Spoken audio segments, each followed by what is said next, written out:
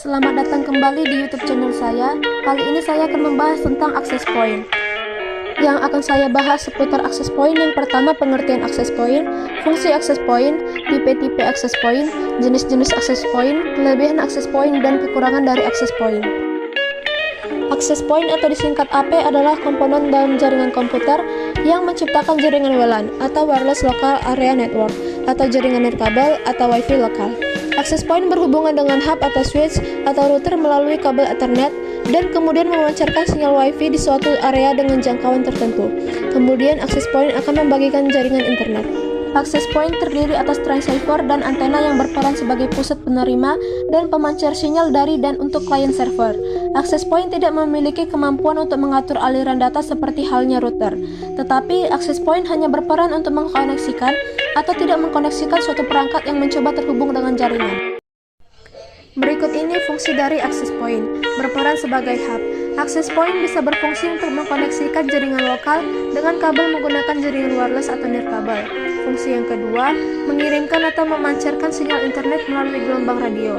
Jangkauan access point bergantung pada kekuatan sinyal. Semakin kuat sinyal access point, maka akan semakin luas pula jangkauan access point. Begitu juga sebaliknya. Semakin lemah sinyal, maka akan semakin sempit jangkauan access point. Fungsi yang ketiga, access point berperan sebagai Dynamic Host Configuration Protocol atau DHCP server, sehingga secara otomatis access point dapat memberi IP address untuk perangkat yang terhubung. Dan yang keempat, access point juga bisa berfungsi untuk mengatur jumlah akses dengan berdasarkan MAC address device pengguna. Adapun tipe dari access point, yang pertama repeater mode. Access point tipe ini fungsinya lebih ke arah untuk menambahkan jangkauan sinyal nirkabel dengan SSID dan keamanan yang sama. Yang kedua, access point mode. Access point tipe ini adalah perangkat yang digunakan atau dapat digunakan untuk menyambungkan jaringan kabel dan nirkabel. Yang ketiga, client mode. Access point tipe ini dapat kita jumpai pada perangkat elektronik yang memiliki port Ethernet, seperti laptop, PC, dan lain sebagainya. Yang keempat, wireless router mode.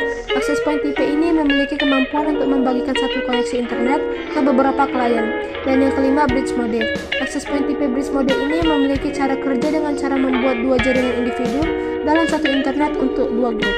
Adapun jenis-jenis access point, yang pertama indoor, digunakan di sebuah area tertutup atau di dalam ruangan, memiliki jangkauan yang tidak terlalu jauh dan terbatas di antara ruangan itu saja.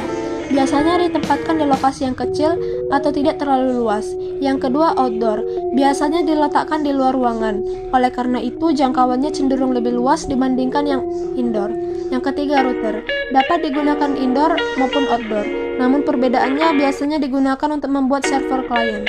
Selanjutnya, kelebihan access point. Yang pertama, jika access point terkoneksi dengan banyak PC, akan lebih mudah dalam melakukan pengaturan, serta komputer pengguna bisa tahu jika di suatu ruangan terdapat komputer atau hardware yang memberikan sinyal access point untuk bisa masuk ke dalam sebuah jaringan. Yang kedua, access point memungkinkan pengguna untuk tidak menggunakan PC yang berjalan 24 jam untuk melayani jaringan dengan software khusus. Dan yang terakhir, kekurangan access point, yaitu masih memanfaatkan tipe enkripsi berupa web yang mudah untuk diretas, dan yang kedua memiliki konfigurasi yang masih lemah.